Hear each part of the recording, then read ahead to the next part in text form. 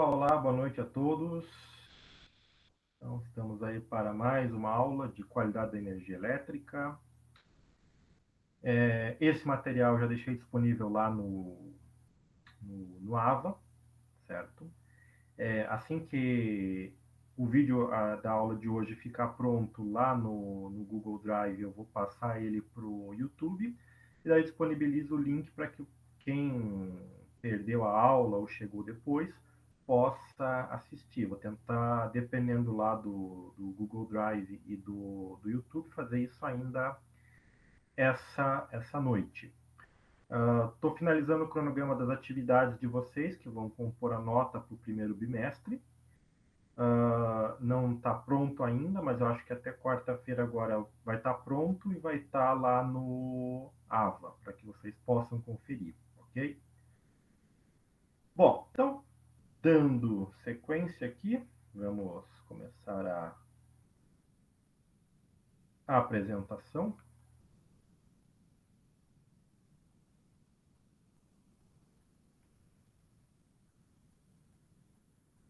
Esperar aparecer aqui.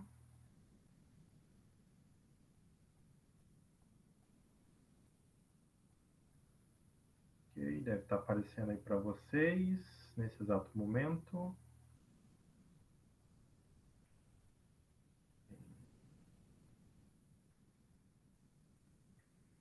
Beleza. Então, vamos aí dar prosseguimento. Lembrando que a qualquer momento, se vocês tiverem dúvidas, comentários, qualquer coisa que vocês achem interessante compartilhar, podem abrir o microfone, e comentem, participem, beleza? Bom, então, nas aulas passadas a gente já viu aí a questão inicial da importância da qualidade da energia elétrica. E também na aula passada a gente viu a questão dos distúrbios, né? O que afeta a qualidade da energia elétrica.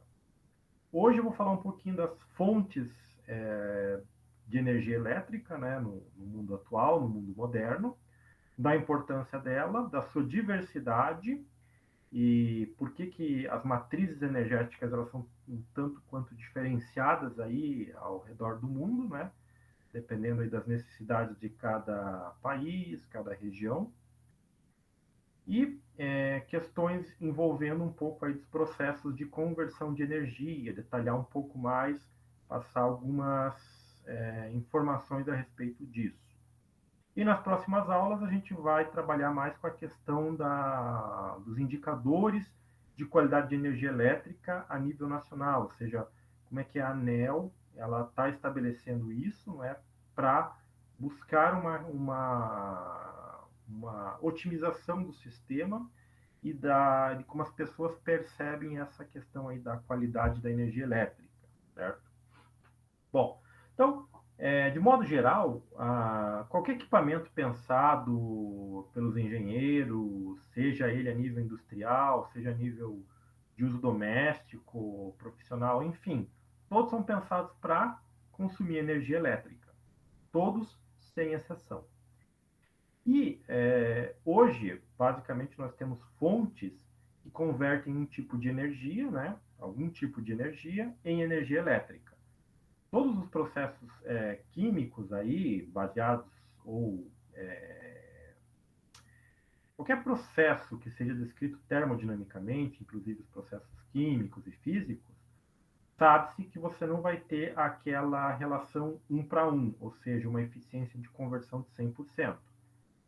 E muitas vezes tem pessoas que vendem sistemas assim, garantindo que você tem aí uma conversão 100% eficiente, nada de perdas. Acreditem, isso não existe. A termodinâmica, por enquanto, proíbe-nos de ter um sistema em que você vai ter uma conversão energética, ou seja, converter energia de um tipo para outro sem perdas associadas. Pelo menos isso, por mais que seja eficiente o sistema aí, 90%, 98%, existem perdas.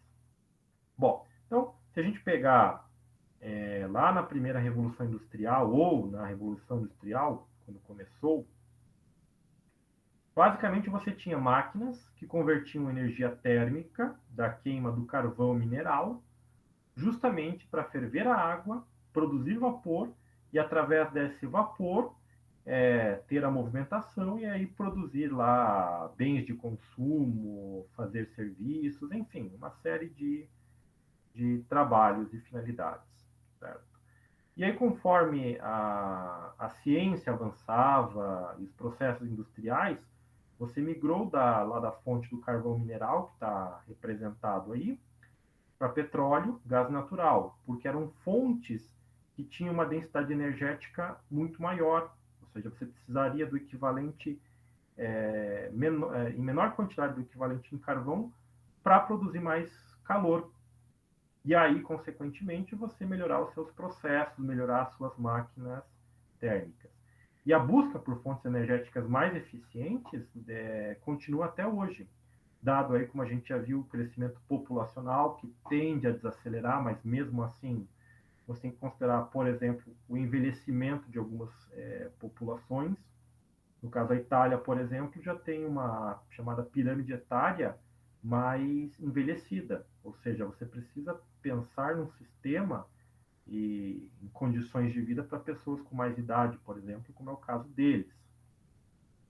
E a busca por fontes energéticas para atender muitas vezes essas demandas sociais, industriais e até científicas passam por alguns pontos que estão listados aqui.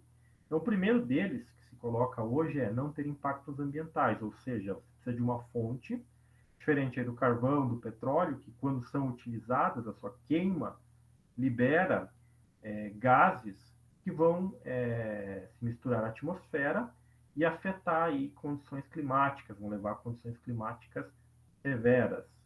Okay? Ou que não produzam resíduos, como no caso da energia nuclear, que os rejeitos nucleares, eles ficam aí contaminantes e ativos por milhares e milhares de anos.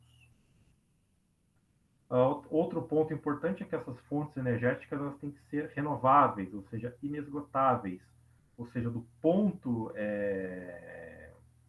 de tempo, elas possam ser exploradas aí por centenas e centenas ou até milhares de anos. Então, uma fonte energética ideal passaria justamente por esse quesito de você ter aí uma durabilidade muito grande. A gente sabe aí que as reservas de petróleo e carvão e gás natural elas são finitas, não é? E se nós consumirmos elas, com certeza alguma influência ambiental vamos causar no planeta e invariavelmente pode levar aí até a extinção da nossa espécie. Outra coisa, essa fonte ela tem que ter o custo por megawatt que você vai produzir, não pode ser algo assim exorbitante, não pode ser assim tão caro. Por quê? Porque não adianta nada você ter uma fonte dessa que vai custar lá, que vai priorizar uma pequena parcela que possa pagar por isso. Daí entraria ali na questão disponível para todos, ou seja, mais a questão social, né, para que a maioria das pessoas tenham acesso a essa fonte. Bom, eu estou reprisando essa figurinha aqui, lá da primeira aula, que é um balanço energético, não é, do nosso planeta, incluindo ali a questão da energia geotérmica, né, os processos de movimentação das placas tectônicas, a energia vinda basicamente do Sol, que está aí associada ao aquecimento da superfície terrestre, o aquecimento da água, correntes de vento, o próprio processo aí de marés oceânicas, o ciclo da água, que é a formação de rios, chuvas, que indiretamente estão associadas às hidrelétricas, a própria questão aí da fotossíntese, porque a radiação solar permite que as plantas façam a fotossíntese e a planta seja alimento de alguns animais lá pré-históricos, e depois que morreram e foram decompostos, ou melhor, caíram em camadas sedimentares inferiores, deram origem ao carvão mineral e ao petróleo que nós temos e utilizamos aí hoje como fontes principais de energia, certo? O urânio que entra aí na questão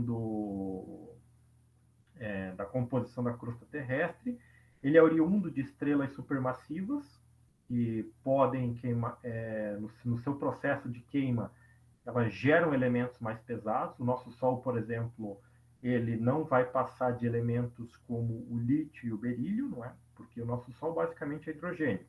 Ele queima o hidrogênio e produz hélio. Quando ele não tiver mais hidrogênio para queimar, ele vai começar a queimar o hélio e aí vai mudar, não é, a sua coloração desse tom, digamos, amarelado que ele tem para se tornar uma gigante vermelha. Estrelas supermassivas, como as estrelas de nêutrons, elas podem produzir elementos mais pesados como o urânio. E quando elas morrem, esses elementos eles são espalhados aí pelo universo. E no nosso caso, no nosso planeta, esse elemento urânio ele caiu aqui como meteoros na formação terrestre. Tanto é que ele é encontrado em diversos momentos ou profundidades da crosta terrestre. Certo? Então, basicamente, isso aqui resume essa questão da energia que nós temos no planeta. E os principais processos que nós temos hoje, nos processos de produção de energia, tem a ver com esse balanço energético. Certo? Tanto é que as principais produções de energias elétricas no planeta hoje são baseadas em termoelétricas e hidrelétricas, a grande maioria. Tem um crescente uso nos últimos anos de solar e eólica, assim como outras mais renováveis, como a chamada biomassa, marés ou geotérmica. Mas essas muitas vezes ainda estão em caráter mais de pesquisa do que implementação propriamente dito. Não é? Termoelétrica é basicamente qualquer coisa que produza calor, que aqueça a água para produzir calor sob pressurizado, né, vapor pressurizado, para você movimentar turbinas. Não é? Então você tem daí as hidrelétricas, que é a movimentação de grandes níveis ou massas de água, tanto doce quanto salgada. Tem usinas hidrelétricas que trabalham com variações de marés. E aí você vê a questão da ambiental novamente, porque para que você tenha produção de energia por hidrelétrica, você precisa ter rios com volume de movimentação de água suficientes. E no caso das hidrelétricas, a maioria dos rios, aonde isso acontece, é longe dos centros urbanos. E aí você precisa de um sistema de transmissão e distribuição de energia, aonde tem toda uma regulamentação, né, a cada nível, a cada país, certo? E aí, isso também reflete na questão da matriz energética. Se vocês pesquisarem, vão perceber aí que a matriz energética de cada país pelo mundo é diferente. Depende de caráteres como geográficos, caráter político, caráter cultural, muitas vezes caráter religioso, militar, ou seja, você tem uma série aí de influências que determinam a questão aí do que qual que vai ser a composição da matriz energética. Então, por exemplo, essa outra figurinha aqui, que sempre compara, nesse caso ela compara o nível do consumo, né, em toneladas de petróleo com as fontes energéticas utilizadas aí em 2018. E aí você está dividido aqui por várias regiões. Então, a primeira coluna ali é América do Norte, a segunda é América Central e do Sul, a terceira é Europa, a, Oriente Médio, África e Ásia e Pacífico, né? Região do Pacífico. Então, a gente observa o quê? Que, conforme a legenda, as fontes mais utilizadas variam de região para região.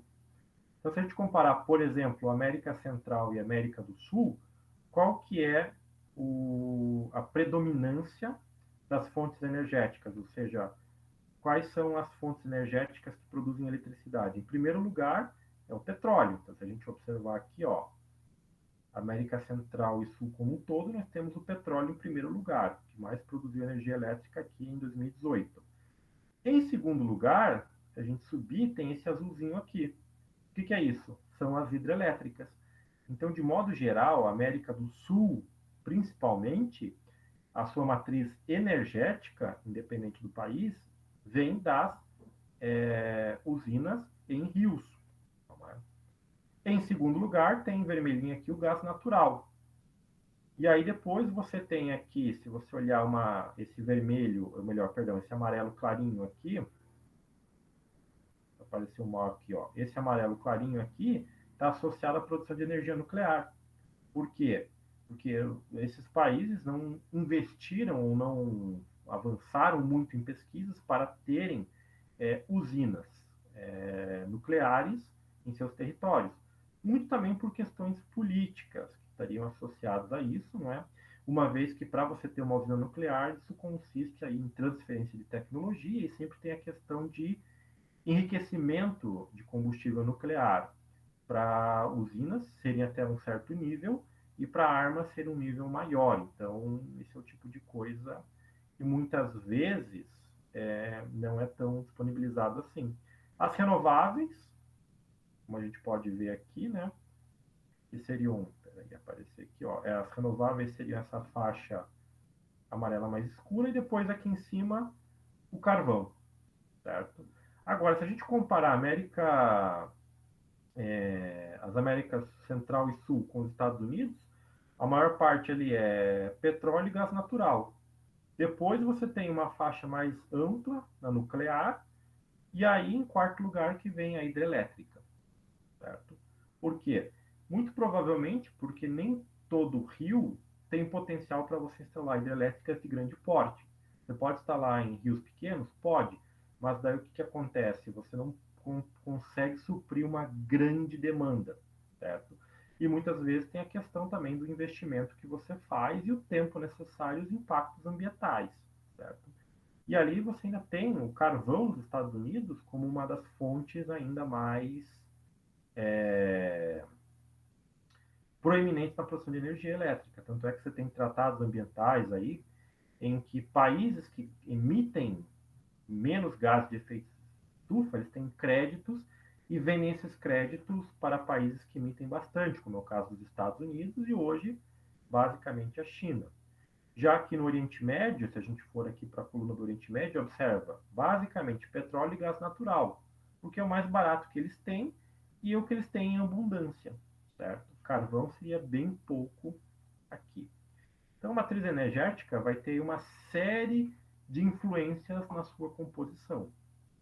E cada vez mais tem-se essa questão de você discutir o uso de fontes que não emitam tantos gases para efeito estufa, que seriam as fontes basicamente que vêm ali do petróleo, carvão e gás natural. Bom, então, dando sequência, nessa figura aqui, nós temos as principais fontes energéticas utilizadas hoje. Como eu mencionei, termoelétrica e hidrelétrica ganho de disparada. Então, nós temos aqui hoje termoelétricas aqui, na maior parte, não é? Queimando aí carvão, petróleo, gás natural e também as de biomassa, que são utilizados aí materiais que, quando são queimados, a emissão de poluentes se dá em menor quantidade ou que não afetam tanto quanto os combustíveis fósseis. As hidrelétricas, que tem lá o impacto ambiental por causa da grande extensão que tem que ser inundada, não é? Quando você constrói aqui a barragem. E nós temos também alguns impactos aqui associados à eólica e à solar. Então, esses impactos aí, muitas vezes da solar depende do processamento para você ter esses painéis fotovoltaicos e também no quesito depois de descarte. Afinal, você precisa dar um destino para isso aí. E o processo de reciclagem desses materiais, principalmente dos painéis fotovoltaicos, é complicado. É um processo assim que é bastante caro e, se eu não me engano, ainda não tem muitas empresas que façam isso, não é? Então, claro, essa questão da implementação em larga escala de painéis fotovoltaicos ainda não é tão grande, não é tão proeminente que você tenha grandes quantidades entrando nesse processo de reciclagem, porque o tempo de vida útil desses painéis é cerca de 25 anos. E no caso da eólica, ali é a questão de rotas de aves ou poluição sonora que elas possam causar.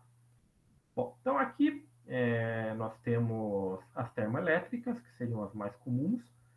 Relativamente, elas são rápidas e baratas de se construir. O tempo de construção delas é muito menor se você comparar aí as hidrelétricas.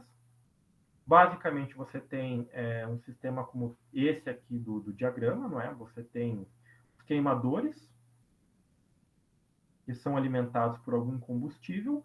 Você tem aqui uma serpentina, um circuito fechado de água, que é pressurizado e isso aqui aquece a temperaturas de 2 a 3 vezes a temperatura de ebulição da água. Você gera um vapor sob alta pressão, esse vapor então é conduzido aqui para turbinas que vão ser movimentadas em 1, 2 e 3 estágios, muitas vezes. Por quê? Porque o vapor ele passa pelo primeiro conjunto de turbinas, muitas vezes eles ainda têm energia cinética, só que em menor quantidade ele vai movimentar um conjunto de turbinas menores e assim por diante. E aí você pode ter um conjunto de geração e aproveitar melhor essa energia da queima. Obviamente, os gases do processo de queima são expelidos aqui para a atmosfera, não é? Porque não existem ainda processos ou filtros que possam armazenar esses gases, que sejam economicamente viáveis. E aí, depois que o vapor transferiu boa parte da sua energia para as turbinas, ele é refrigerado por um circuito secundário de água aqui embaixo, não é? Que é ligado a uma grande fonte da água. Então, geralmente aqui você tem que ligar isso a lagos, reservatórios. Geralmente essas torres aqui que aparecem, muitas vezes as pessoas acham que a poluição está saindo por aqui, não. Está saindo por aqui são basicamente vapor d'água, não é? E aqui isso aqui está ligado ao sistema elétrico. No caso aqui do Brasil, por exemplo, nós temos atualmente em operação cerca de 3.022 usinas térmicas. Okay? Muitas ficam desligadas em períodos de chuvas mais abundantes, que seriam de setembro de um ano até março do ano seguinte, certo?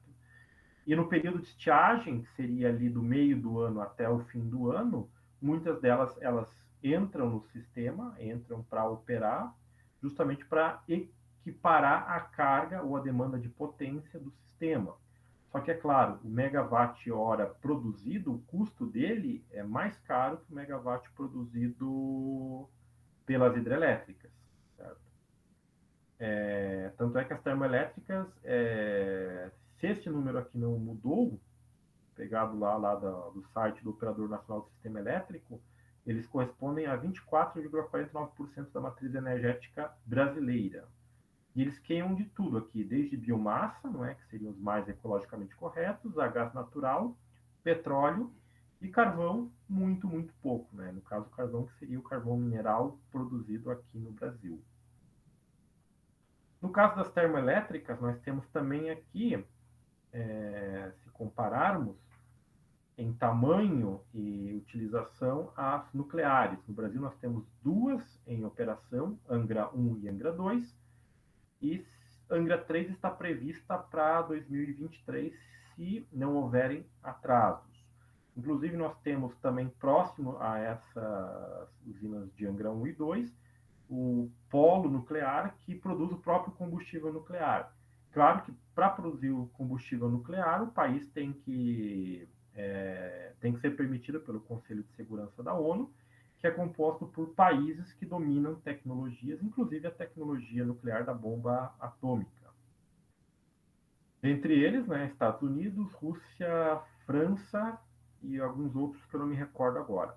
Mas, basicamente, uma usina nuclear é muito parecida com uma termoelétrica, a diferença é que você tem um terceiro circuito de água. Então, o coração da usina nuclear está aqui, você tem lá um reator, não é? E dentro dele, que é basicamente uma piscina, você tem esses conjuntos aqui à direita. Esses conjuntos são compostos por varetas de cerca de 4 metros de comprimento, que tem essas pequenas pastilhas aqui, são pastilhas de urânio enriquecido. Você extrai o minério urânio e purifica ele a cerca de 20%. Até 20%, que é o caso de combustível ou desse minério usado para combustível de usina nuclear. Acima disso, e perto de 90%, 99% é utilizado para armas nucleares. Então você coloca essas pastilhas nesse cara aqui, que é chamado de elemento combustível, e você tem cerca de centenas disso daqui dentro do tanque do reator. O tanque do reator ele tem um circuito primário de água, água ultra pura, um sistema pressurizado. Esse sistema, que está de água em contato direto com o reator, é aquecido a temperaturas aí também 3 vezes o ponto de ebulição da água, e aí ele troca de calor com o sistema secundário. Esse sistema secundário vai pegar esse calor, também é pressurizado, e ele vai ser ligado, e ele que vai ser o responsável por movimentar as turbinas, no caso, como no caso das termoelétricas. A água desse sistema secundário, ele não é uma água ultra pura, mas não tem contato direto com a água que está em contato com os elementos radioativos aqui do núcleo do reator, certo? Então, o que acontece aqui com essa água? Ela fica num circuito fechado, não tem contato com a água do circuito secundário. A água do circuito secundário era resfriada com o terceiro circuito, ou circuito terciário.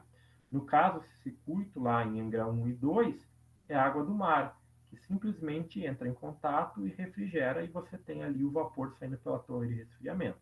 Okay?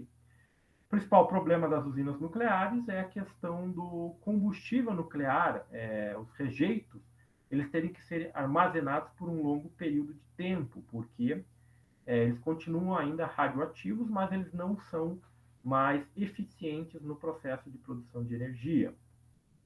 É claro que ainda hoje existem pesquisas envolvendo reatores nucleares mais eficientes e mais seguros. O problema é que esse tipo de pesquisa encontra resistência e falta de financiamento toda vez que você tem desastres nucleares. No caso, a primeira grande queda nesse tipo de pesquisa se deu lá em 86, depois de Chernobyl, e depois ali em 2011, se eu não me engano, com Fukushima.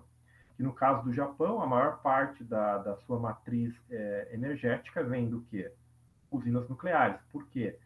Diferente do Brasil, o Japão não tem grandes rios que possam construir hidrelétricas. É, mais de 90% das coisas que eles consomem lá, principalmente combustível, eles têm que comprar, porque eles não têm reservas, não são favorecidos com tantas reservas. E aí o megawatt produzido pelas nucleares é um dos mais caros que existem, dado a questão dessas tecnologias que são utilizadas nas nucleares hoje, serem ali das décadas de 60 e 70.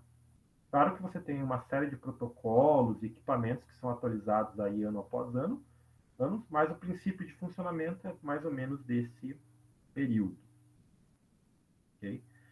As hidrelétricas, no caso da maior parte da matriz brasileira, elas convertem a energia do movimento de massas de água, não é? No caso aí do Itaipu, não é? Da canalização do Rio Paraná, em energia elétrica.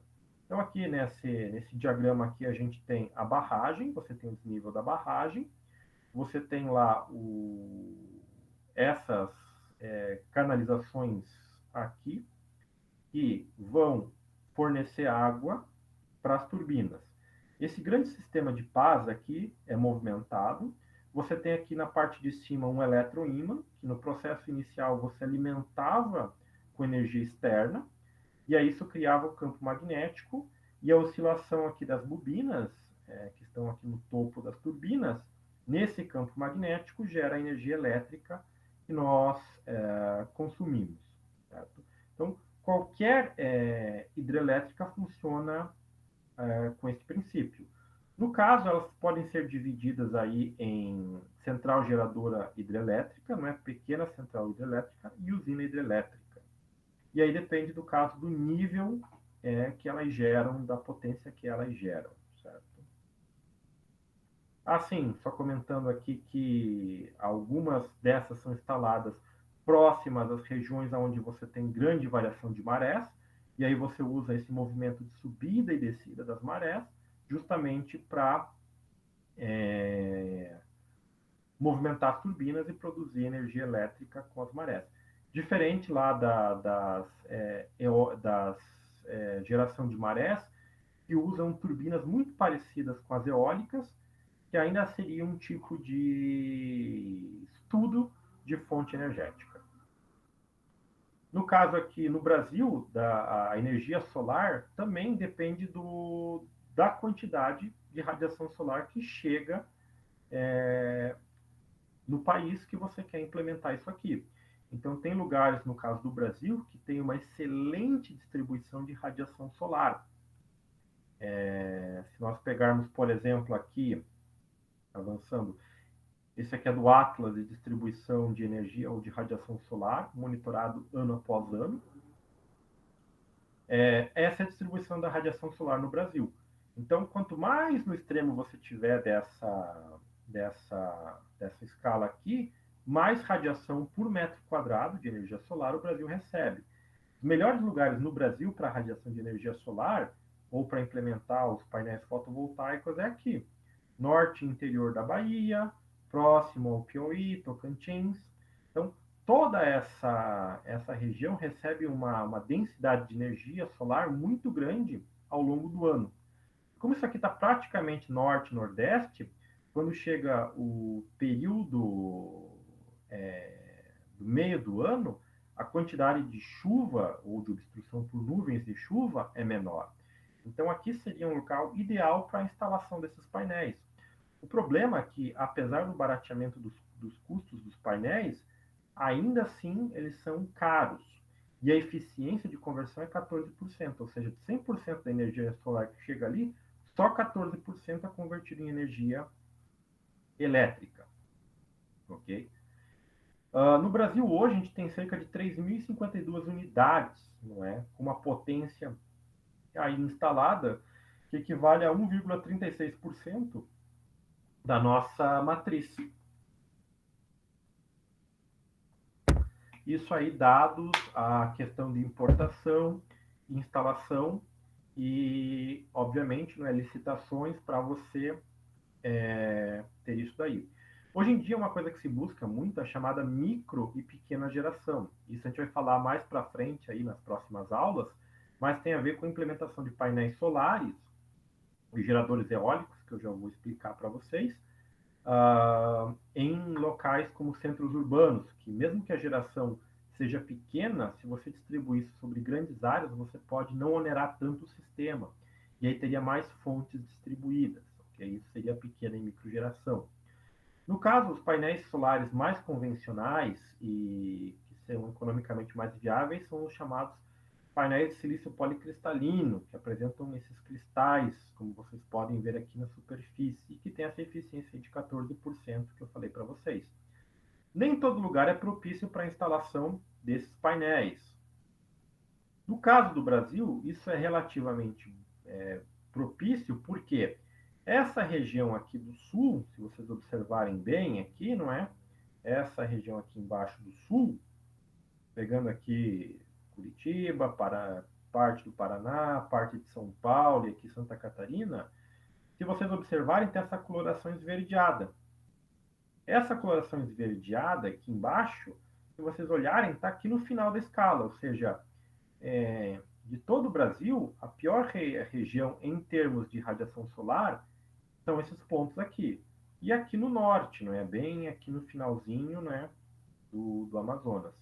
Mas se você comparar em termos absolutos esses valores com os melhores lugares da Europa para instalação de painéis, ou que recebem mais radiação solar, os números dos piores lugares no Brasil são ainda melhores que os melhores lugares na Europa.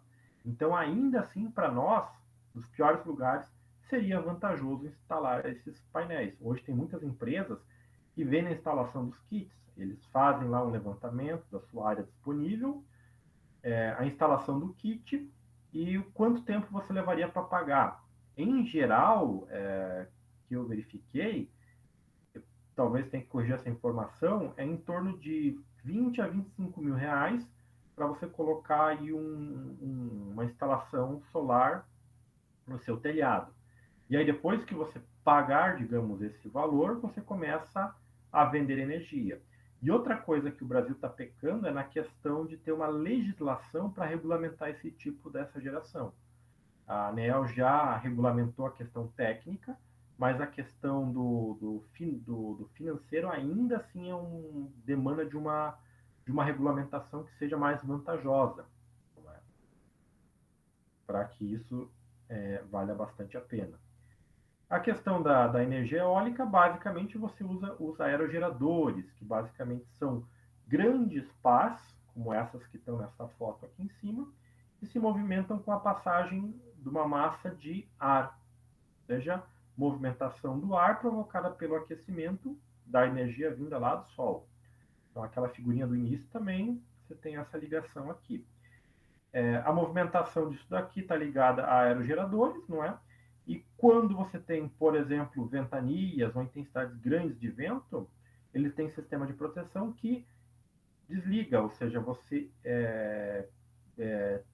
desacopla o gerador das movimentações das pás, para que você não tenha sobrecargas. Então, se alguma vez você já viu algum vídeo desses aerogeradores em chamas ou pegando fogo, muitas vezes pode ter sido devido a essas condições. Hoje, se busca o desenvolvimento desses chamados aerogeradores verticais. Então, nessa figura aqui, a gente tem isso daqui, não é? E o diagrama desse cara. Muitas vezes isso aqui pode ser instalado, ou busca isso aqui para instalar no topo de prédios, por exemplo, ou em cidades onde você tem corredores de vento, que isso aqui poderiam contribuir com a geração, por exemplo, de prédios e condomínios. Os chamados condomínios sustentáveis, eles buscam justamente a implementação tanto da parte solar, né, dos painéis solares, quanto essa questão aqui da energia eólica. E se a gente comparar aqui, pegando emprestado esses dados, observem, se aqui recebe bastante energia do Sol, radiação solar, aqui fica mais quente do que está em volta aqui. Você cria gradiente de vento e pode, então, hoje os melhores lugares do Brasil são aqui na região do Nordeste, não é? E até esta região aqui do norte da Bahia, do interior da Bahia, para a instalação desses aerogeradores, onde você tem aí uma movimentação grande. Claro, como já mencionei, problemas ambientais pode prejudicar algumas rotas de aves migratórias e ainda o constante ruído ou poluição sonora da movimentação desses geradores. Okay? Bom, só para vocês terem uma ideia das dimensões, não é, que a gente às vezes vê as fotos desses aerogeradores, e muitas vezes não se dá conta dos tamanhos. Então, aqui a gente tem de 90, né, da década de 90, quando eles efetivamente tinha tecnologia, eles eram viáveis a construção desses caras, até 2016. Então, na década de 90, por exemplo, esses aerogeradores podiam gerar aqui potências da ordem de 50 kW, como está aqui embaixo, não é? E as suas alturas tinham ali na casa de 40 a 50 metros, não é? Da altura da torre, e o diâmetro ali das pás de 24 a 30 metros. Ali já nos anos 2000, eles passaram a, devido ao desenvolvimento tecnológico, produzir coisa como 1.660 kW. A altura variou de 80 a 100 metros e o diâmetro de 56 a 70 metros.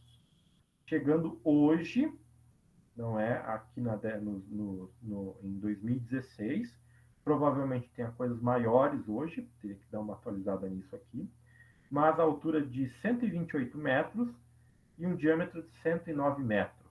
Ou seja, percebam o nível e a demanda de engenharia para uma estrutura como essa. Não é? Mas observem a questão da quantidade de energia gerada, mais cerca de 2.848 kW, certo? E, como eu já falei para vocês,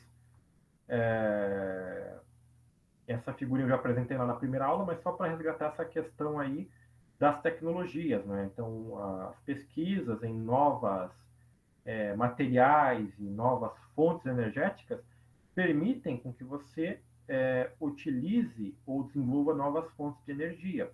Só que ainda, se a gente olhar esses números aqui da Universidade de Colômbia, gás, petróleo e carvão são as principais combustíveis utilizados hoje como fontes energéticas para geração de eletricidade. Hidrelétricas, aqui elas começam a ficar populares, mas não é a maioria na questão aí do mundo, né, na década de 60. E aí depois você tem um pouco de nuclear, né, por causa dos receios aí a acidentes, e pouca coisa ali. Observem, né, as renováveis ali como vento, solar, geotérmica e biomassa, que aparecem ali só no finalzinho e só a partir do ano 2000, certo? Então, no caso do Brasil, que é um país de dimensões continentais, muitos países, dependendo da localização que eles têm, hidrelétricas não são possíveis, as térmicas podem ser caras, porque se eles tiverem que importar bastante combustíveis, como carvão, petróleo ou gás natural, nucleares às vezes podem ser o caso, né? Existem alguns países lá no leste europeu, principalmente ali próximos à Rússia, à Sibéria, que são países que são cercados por montanhas, então a movimentação de ventos é deficitária. Eles não têm rios com capacidade para geração muito grande. Termoelétricas, no caso para eles, seriam mais complicadas, porque muitas vezes não tem, como no caso da Rússia, grandes reservas de petróleo ou ainda gás natural. Seria caro para eles comprarem isso. Então, muitas vezes eles avançam na questão de energia nuclear, que seria o caso, né? Para manter aí toda uma questão, funcionamento com base na eletricidade como a gente tem, que é o caso, no caso aí do Brasil. Bom, pessoal, o que eu tinha para falar para vocês hoje sobre essa questão aí das fontes era basicamente isso. Sobre microgeração, como eu comentei ali, eu vou falar mais para frente, não é? Porque tem bastante coisa vinculada aí à questão de normatização, como é que isso pode se dar, estudos, não é? Justamente vinculado a isso daí. Porque hoje, tanto a ANEEL como grandes lugares aí no mundo buscam essa questão aí, não é? Grandes centros que estudam essa questão da distribuição e geração de energia, você aproveitar mais e melhor a questão da energia. Então, a movimentação do vento nas cidades, a energia solar. Então, tudo isso aí demanda basicamente estudo e tentar melhorar aí as fontes de energia elétrica. Então, se vocês tiverem dúvidas, comentários, qualquer coisa assim, agora estou aí à disposição de vocês. Ô, professor, sobre trabalho, essas coisas que o professor estava falando no começo da aula, o professor pode repetir, por favor? Sim, claro. Com relação ao trabalho de vocês, eu estou terminando o cronograma de atividades, não é? Que daí vão ser as datas e horários de aula, né? Que vocês vão ter que fazer os trabalhos. Serão 4 datas que eu vou disponibilizar os trabalhos. E aí eu achei melhor deixar a data de entrega em aberto até o dia da prova bimestral. Então, segundo o nosso calendário de provas lá, a gente vai ter a nossa prova bimestral numa segunda-feira. O que vai acontecer? Quando eu abrir, por exemplo, eu vou avisar vocês antes, não é? O cronograma ele deve estar pronto até quarta-feira agora. Vocês vão saber as datas das aulas que eu vou ter atividade. Então, eu vou fazer uma apresentação como essas aqui, né? Cerca de 40, 50 minutos. Depois, eu vou deixar disponibilizado lá no site a atividade que vocês vão ter que fazer, que podem ser atividades individuais ou em grupo. E aí vocês têm da data de abertura, né, conforme o cronograma, até o dia da prova. Mas vão ser 4 atividades e a composição da nota vai ser distribuída, não é? Algumas atividades vão ser mais fáceis de trabalhar, outras vão demandar mais tempo. E aí, conforme a dificuldade, mais nota, menos dificuldade, menos nota. E aí, essas 4 atividades vão compor a nota bimestral de vocês. Daí não vai ter a prova bimestral, daí no caso. Né? Não vai ser feita uma prova no dia da prova bimestral, isso que eu quero dizer. Entendi. Obrigado. Beleza?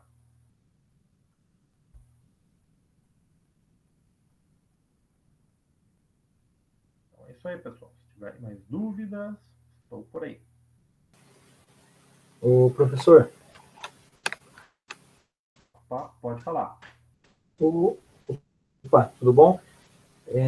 Eu só tenho uma dúvida em relação a que você comentou da questão de PCHs e UH e centrais de geradoras hidrelétricas.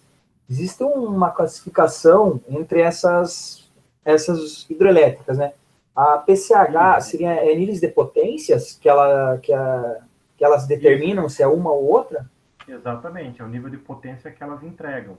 Então, se eu não me engano, se essa sequência aqui estiver correta, a central geradora hidrelétrica é a que entrega a maior potência. Depois vem a central hidrelétrica e depois a usina hidrelétrica. Se eu não tiver. Tipo, a PCH é menor, né? Ah, pois é, agora eu não me recordo se essa sequência eu Eu coloquei acho que é aqui. pequenas centrais hidrelétricas, né? Isso, pequena central hidrelétrica, daí acho que ela vem menor, é menor. Tem que lembrar, Uhum. no site lá do Operador Nacional do Sistema tem essa classificação. Eu devia ter colocado aqui, acabei não colocando. Não, Mas, é só para diferenciar, né? Para saber quais são os níveis de potência, né? Que uhum, provavelmente não vai ser tensão, né? Potência que determina se é uma ou outra, né? exatamente, é os níveis de potência, né? Os tais dos megawatts gerados. Aham, Então, essa é a classificação delas, no caso, né? entendi. Não, mas tranquilo. Eu vou dar uma olhada, acho que no site da ANEEL deve ter isso. Ah, sim, com certeza deve ter lá. Tá, ok. Obrigado. Imagina.